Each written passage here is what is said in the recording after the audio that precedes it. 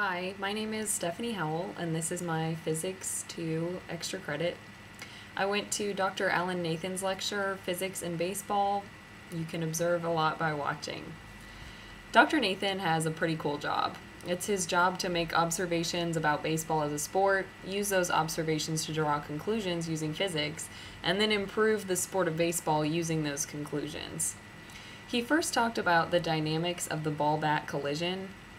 As we know from Physics 1, there's a transfer of momentum when the ball and the bat meet. A lot of energy is lost. The baseball only goes about half as fast as it was coming towards the bat. The ball deforms during the impact, so it squishes down, and this causes a lot of friction, which slows the ball down a lot. The bat turns the ball around and then transfers momentum again to get it moving. And involved in this process, there's about 800 pounds of force created. Dr. Nathan created an equation to explain the dynamics of this collision, and I'll show it to you now. As you can see, batted ball speed is equal to q times the velocity of the pitch plus 1 plus q times the velocity of the bat. Q is the collision efficiency, or how efficiently the bat transfers energy to the ball. It transfers energy to the ball at most efficiently about 5 or 6 inches away from the bat, and that's commonly called the sweet spot. The Q in our equation depends on what's called the coefficient of restitution, which is basically a combination between the bat's moment of inertia and the bounciness of the ball. For a baseball, that coefficient is about 1/2, which means that when you bounce it, it bounces to about 1/4 of its initial height. Something new and interesting I learned during this lecture is that a wave of impact during the bat-ball collision creates an interesting effect. The bat vibrates a lot when it's hit. That creates a wave of impact that propagates down the length of the bat. Watch how when I show you a sweet spot collision between the bat and the ball, you barely see any vibration.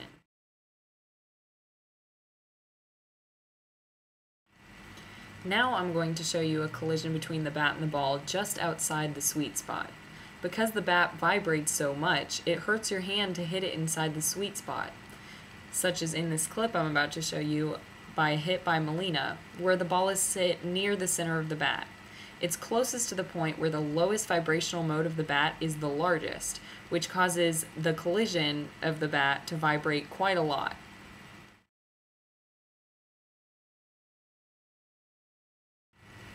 So now that we know that there's a wave of impact between the bat and the ball during the collision, I think the most interesting thing that I learned is that because of this propagation down the bat, the handle moves after the ball hits the bat.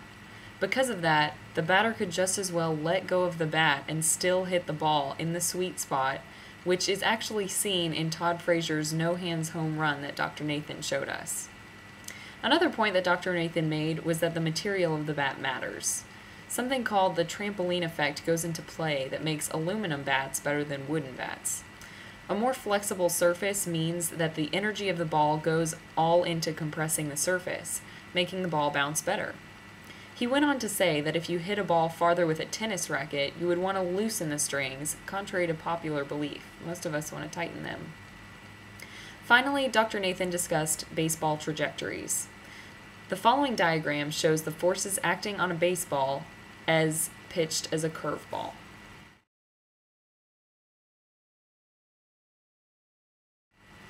According to that diagram, Magnus force makes the ball go higher while gravity is pulling it downward. All the while, the ball is spinning because the pitcher put spin on the ball.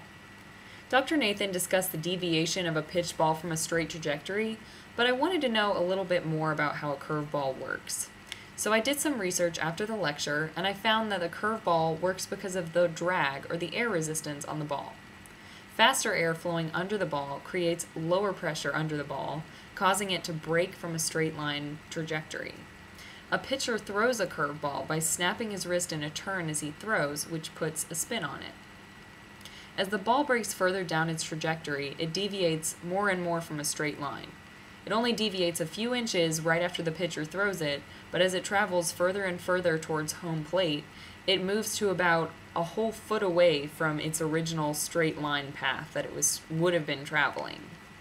That's why Dr. Nathan described the movement of a ball as an equation, which is 1/2 at squared, where a is the acceleration and t is time. So according to that equation, over time, the ball deviates more and more. This was definitely an interesting lecture, and it made me stop and think a little bit more about the physics of an everyday sport. Dr. Nathan's work has allowed baseball leagues to improve the way they regulate the game, which is something to think about in the middle of baseball season. Thanks for watching.